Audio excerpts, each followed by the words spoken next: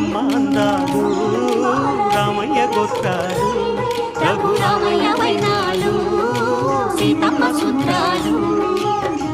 ఏకమవ్వాలంటే ఎన్ని ఆత్రాలు ఏకమవ్వాలంటే ఎన్ని యాత్రాలు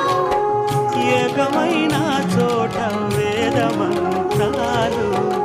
ఏకమైన చోట వేద మంత్రాలు సీతమ్మ అందాలు రామయ్య గోత్రాలు